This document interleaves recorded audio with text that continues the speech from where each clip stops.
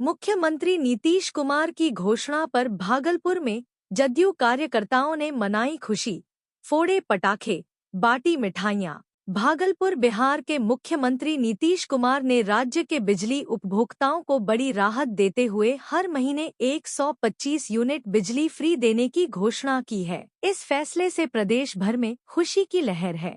इसी को लेकर भागलपुर में जदयू कार्यकर्ताओं ने जश्न मनाया। जदयू मीडिया सेल के जिला अध्यक्ष रविश कुमार रवि के नेतृत्व में पार्टी कार्यालय के सामने पटाखे फोड़े गए और मिठाइयां बांटकर खुशी जताई गई।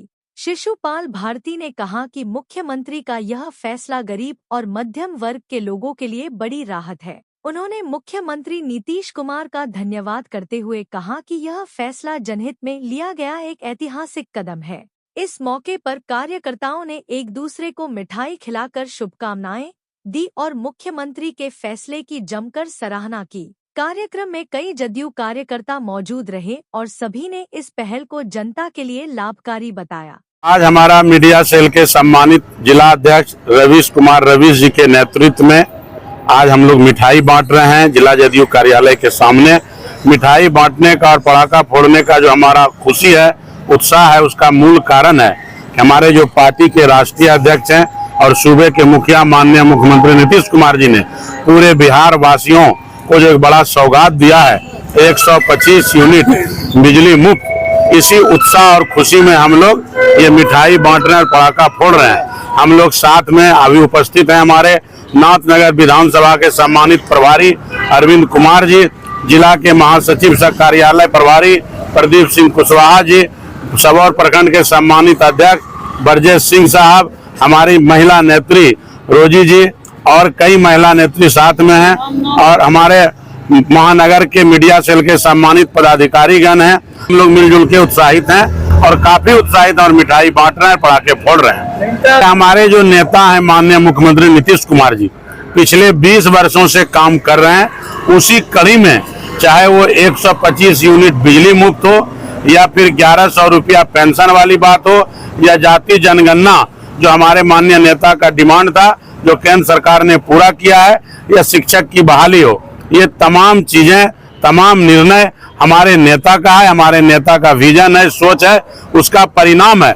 रही बात प्रतिपक्ष के नेता का इस तरह के चर्चा का, तो निश्चित तौर पे हमारे नेता ने जो काम किया है, अब तो ये स्थिति है विपक्ष का कि हमारे नेता के किए गए कार्यों में ही हिस्सेदारी चाहते हैं, उसमें ही वो शेयर चाह रहे हैं।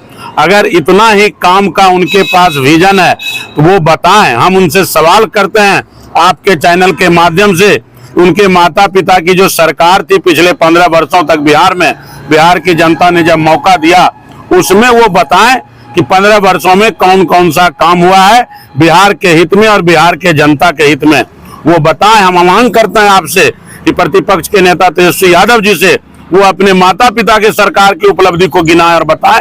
हमारे नेता के सरकार को उपलब्धि को गिनाना और उसमें हिस्सेदारी लेना, आप देखेंगे तो उसी तरह का कहावत है कि अवाने के बिलना में अब्दुल्ला दीवाना, इस तरह की बातें करते हैं वो। चाहे जाति जनगणना का निर्णय हो, चाहे पेंशन योजना हो, चाहे बिजली मुफ्त की बात हो, ये तमाम निर्णय के बाद या शिक्षक नियुक्ति की बात हो, इसमें वो हिस्सेदारी अब खोज रहे हैं। हमारे नेता का ही बड़ाई कर रहे हैं क्योंकि विपक्ष के पास अब कोई विकल्प नहीं है। नीतीश कुमार के नेतृत्व में बिहार में जो डेवलपमेंट हुआ पिछले 20 वर्षों में, सभी क्षेत्रों में, सभी विभागों में और सभी तरह में, उसका कोई उपाय नहीं है।